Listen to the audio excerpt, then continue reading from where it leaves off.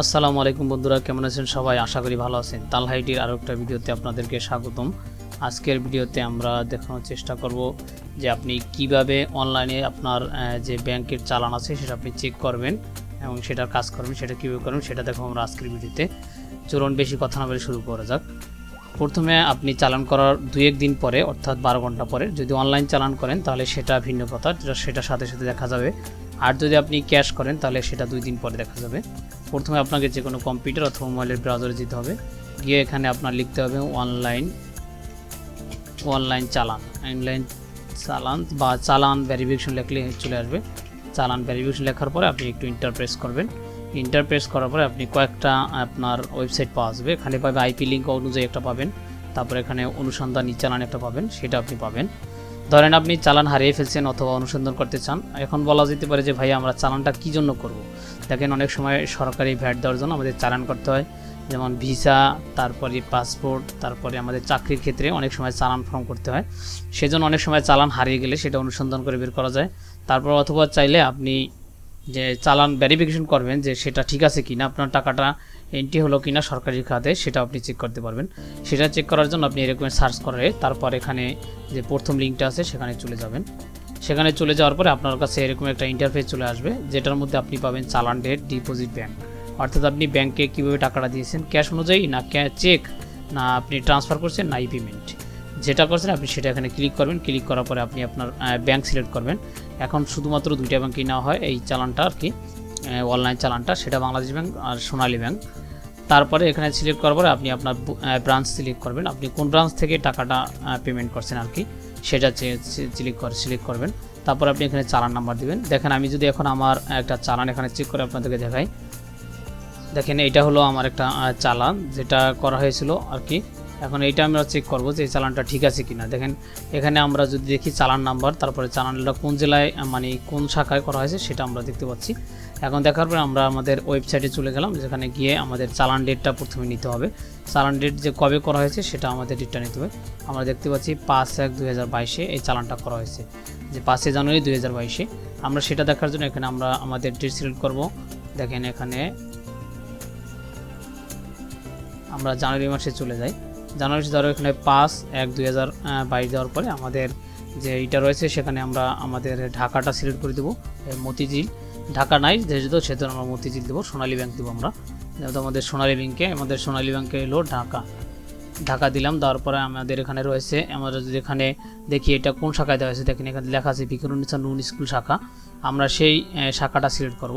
দেখেন আমরা ভিকারুন্নেসা নুন শাখাটা শিখবো। দেখেন ভিকারুন্নেসা নুন শাখা আমি সিলেক্ট করলাম। সিলেক্ট করার পরে আমাদের চালান নাম্বারটা দেবো, যে চালান নাম্বারটা ছিল 42, সেটা আমরা দেবো। দেওয়ার পরে যদি আমরা একটু ভেরিফাইতে ক্লিক করি, দেখেন এখানে ওনার যে চালানটা দেওয়া হয়েছে কী জন্য, তারপর কী নামে, কয় টাকা দেওয়া হয়েছে সেটা পুরোটা দেখা যাচ্ছে। এই যে ওনার চালান নাম্বার, কবে করা হয়েছে, কী জন্য করা হয়েছে সেটা এখানে পুরোটা দেখা যাচ্ছে। এখানে এইটাগুলো আপনার সাধারণত হাতের চালানগুলো, অথবা ধরেন লিখে অথবা কোনোভাবে সেটা। এখন যদি আপনি ধরেন যে অনলাইনের মাধ্যমে চালান করেন, সেটা আপনি কীভাবে দেখবেন সেটা আমরা সেটাও দেখব। সেটা দেখার জন্য আমরা একটু কম্পিউটার এখানে রিফ্রেশ করলাম। রিফ্রেশ করার পরে আমাদের এখানে নিচে লেখা আছে, দেখেন অটোমেটেড চালান ভেরিফিকেশন, যেটার শর্ট মিনিং হলো চালান। যে সেটা আমরা কীভাবে আপনি চেক করবেন সেটা আমরা দেখব। দেখেন আমার স্ক্রিনে একটা যে চালান ফর্ম রয়েছে সেটা রয়েছে সরকারি ফি, অর্থাৎ পাসপোর্ট যে জমা দেওয়ার জন্য যে চালানটা করেছিলাম সেইটা, এই চালানের মধ্যে করা হয়েছিল। এখন সেটা আমরা চেক করব যে এখানে এটা রয়েছে ঢাকা ব্যাংকের ইসলামী ব্যাংক শাখা মতিঝিল শাখা, এটা করা হয়েছে। তাহলে আমরা এখন এটা কীভাবে চেক করব, আমাদের প্রথমে দেখেন এখানে রয়েছে চালান নাম্বার। এটার ক্ষেত্রে আপনার কোনো শাখা কোনো কিছু সিলেক্ট করতে হবে না। অনলাইন যে চালান যেটা, সেটার জন্য কোনো কিছু সিলেক্ট করতে হবে না। সেটার জন্য আপনাকে যা করতে হবে, প্রথমে এখানে আপনি যে এই চালান নাম্বারটা আছে, দেখেন প্রথমে রয়েছে আমি 222 তারপরে 3। আমরা যদি এটা একটু দেই 322 একটা 3 দেওয়ার পরে আমাদের একটা মাঝখানে যে মানে মাইনাসের চিহ্ন রয়েছে সেটা রয়েছে। তারপরে বাকি অংশটা দিয়ে দেবো যে 304666 আমরা এভাবে দিব।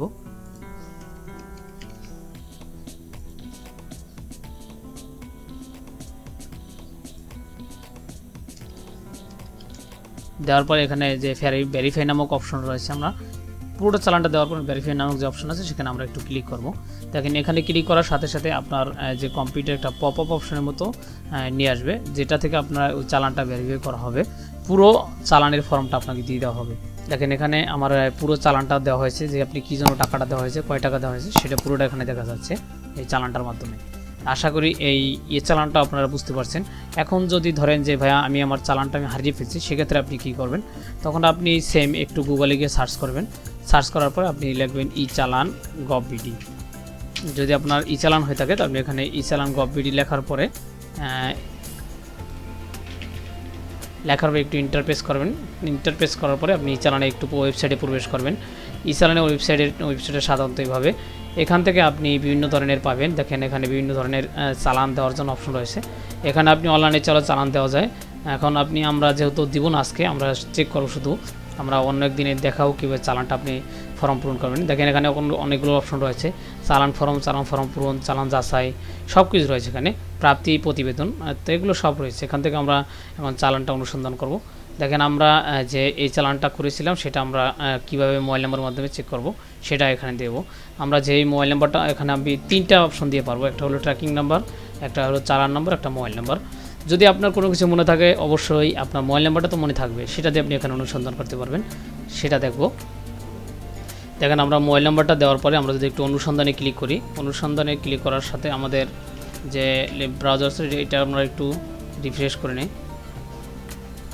রিফ্রেশ করার পরে আমরা এখানে মোবাইলে ক্লিক করব, তারপর আমরা মোবাইল নাম্বারটা প্রেস করব। প্রেস করার পরে আমরা একটু অনুসন্ধানে ক্লিক করব।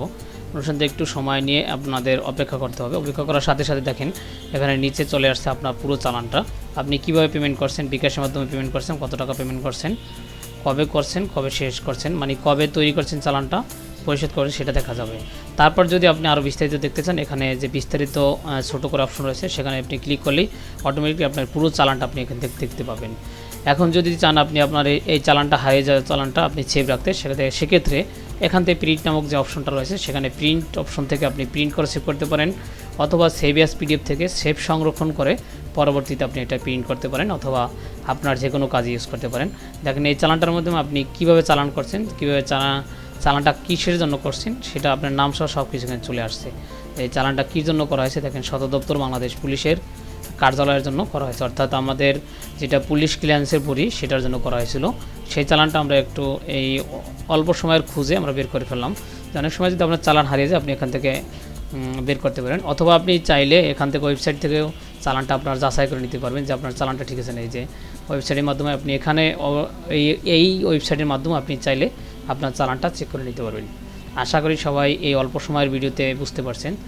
ধৈর্য ধরে ভিডিও দেখার জন্য আপনাদের সবাইকে ধন্যবাদ। এরকম আরও ভিডিও পাওয়ার জন্য আপনাদের সাথেই থাকবেন।